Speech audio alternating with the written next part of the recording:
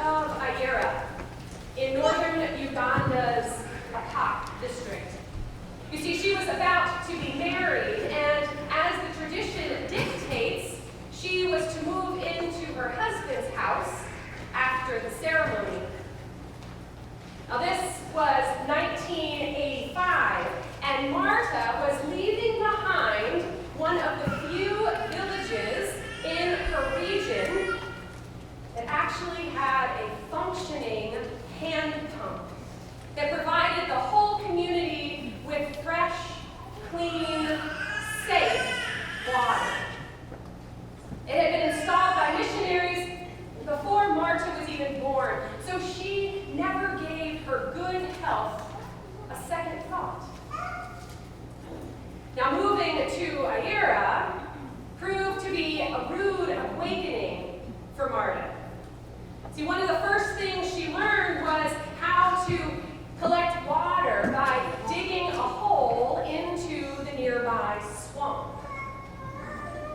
By the end of her first year in this village, she required treatment for typhoid and for a whole host of other water-related illnesses.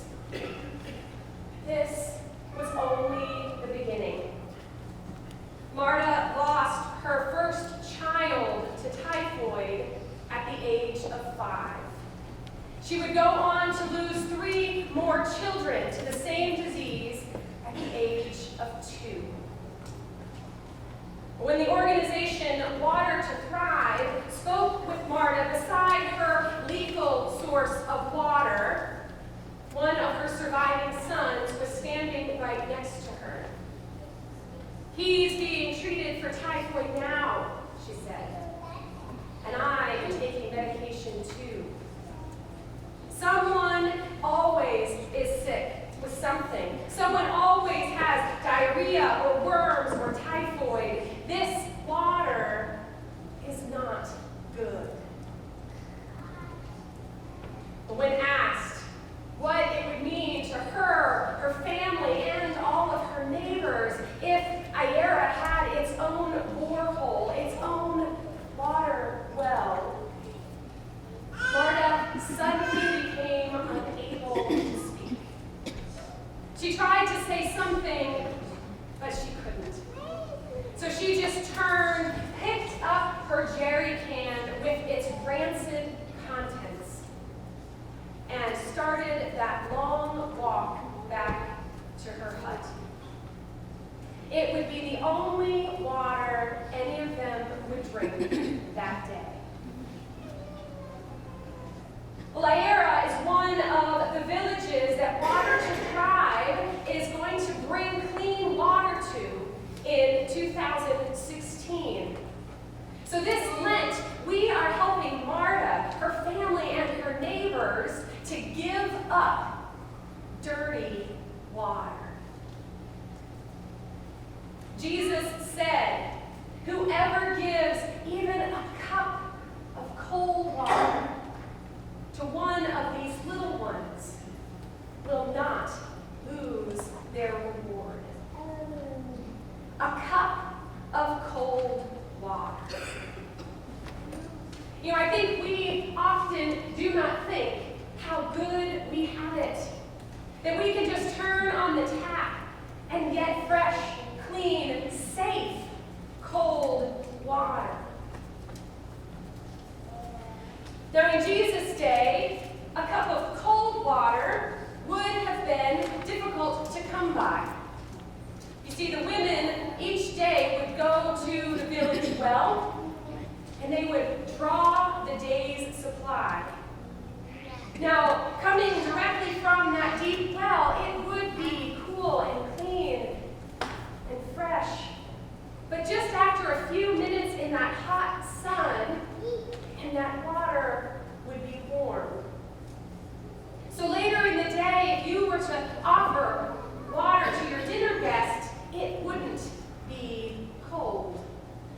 Unless someone in the house ran back to that well and drew fresh water, and then quickly came back to the house.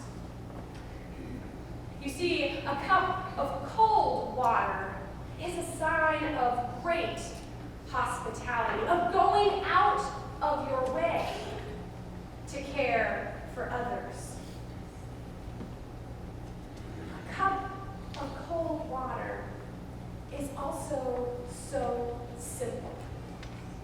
Sometimes it is good to be reminded how elegantly simple New Testament Christianity is. At the heart of the gospel is a mandate to be kind, unconditionally kind. A cup of cold water for the thirsty, food for the hungry, clothing for the naked, humility in our interactions.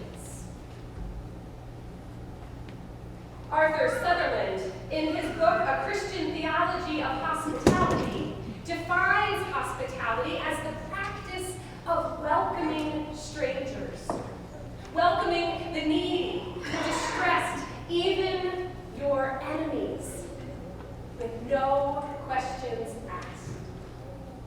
Sutherland says it's simple, that hospitality is the practice by which the church stands or falls. In other words, a holy hospitality is at the heart of what we are called to do. You know, I was reminded of how you and I often take compassion and caring and welcoming for granted.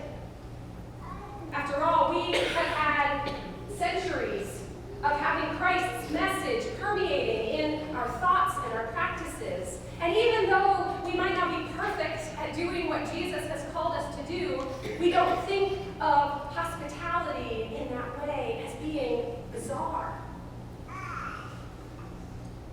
But the ancient world would have been stunned by witnessing that action.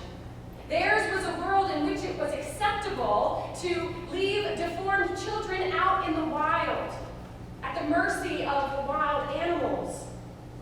Theirs was a world that had no soup kitchens or clothing closets or homeless shelters, no work programs, no care for the needy or for those who could not care for themselves. We really have no sense of how shocked the Romans or the Athenians or any of the others would have been when they saw the followers of Jesus, the people of the way, doing what Jesus commanded them. Feeding the hungry, caring for the sick, extending compassion to the dying, doing the unthinkable, like touching the untouchables, picking up the unwanted and abandoned children from the streets of Rome and caring for them.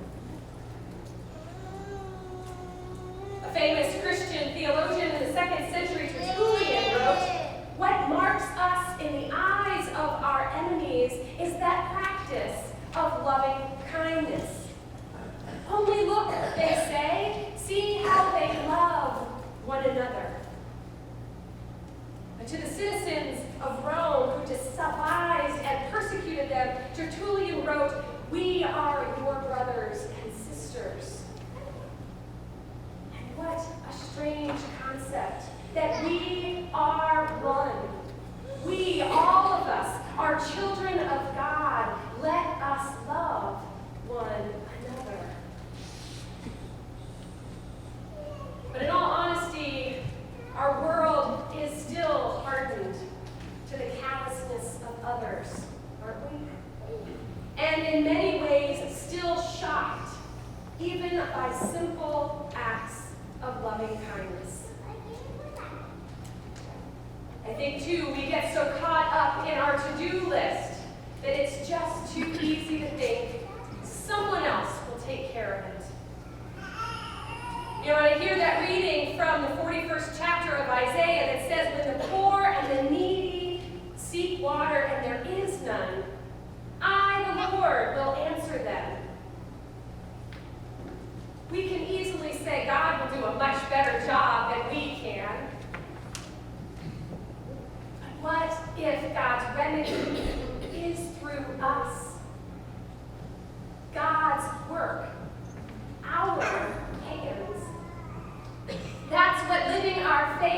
is all about. Doing God's will with our lives, without condition, offering a cup of cold water to those who are thirsty.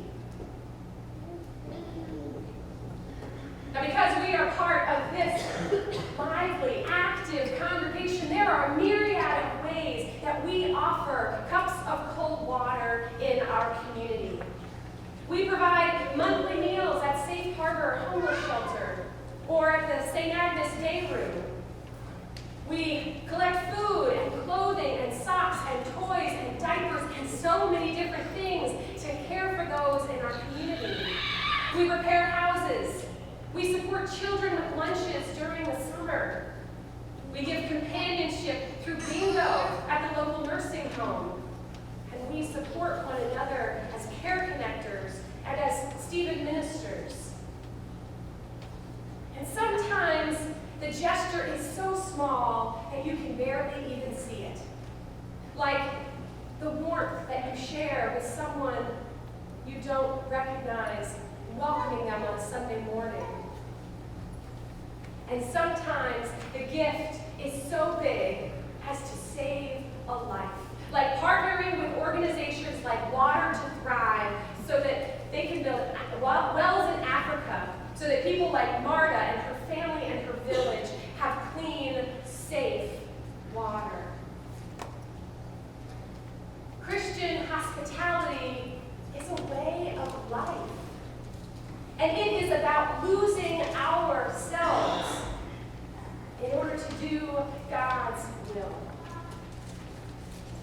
Jesus came to be our servant, to offer his very life for our lives, and loving neighbors and enemies alike, and quenching the thirst of those with parched tongues. So this Lent, as we are reflecting on the way